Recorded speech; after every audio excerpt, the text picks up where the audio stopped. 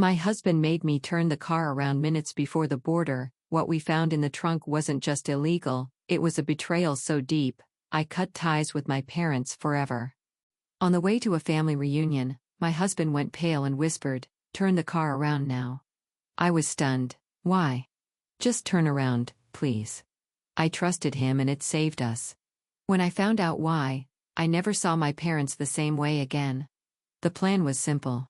Leave early, snacks in the back seat, coffee up front, drive a few hours, cross into Canada, hug some people I haven't seen in a while, and pretend to enjoy potato salad. It was going to be normal. Borderline boring, which was honestly the goal. I was driving. I always do, mostly because I hate how my husband brakes at the last possible second, and also because motion sickness is one of my many talents. The kids were semi-conscious in the back seat, half watching a cartoon and half arguing over invisible lines drawn across the seat cushions. All three of them, ages 5, 7, and 10.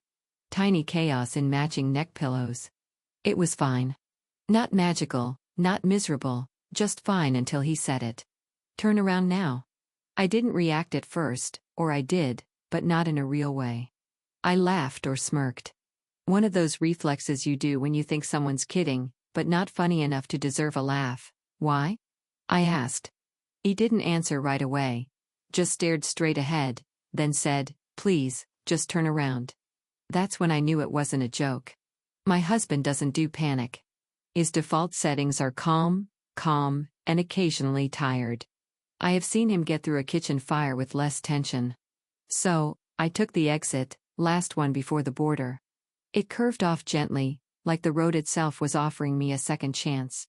The moment we left the highway, his body relaxed, not all the way. Just enough to make it obvious he'd been bracing for something. "Okay," I said. "Want to tell me what's going on now?" He shook his head. "Just drive." "Drive where?" "I don't know. Anywhere but there." The kids were starting to notice. "Are we going the wrong way?" My middle one asked. "We forgot something," I said automatically. "What?" "I'll tell you later." The youngest piped up. "Is it snacks?" I didn't answer. My husband didn't speak again for a long time. We drove in silence. 20 minutes, maybe more. Just miles of trees and guilt pressing on the back of my neck. Then he said, "Take the next turn off." It led to nowhere. A narrow access road with no sign and no real purpose. One of those places you only find when you're lost or about to be. I pulled off.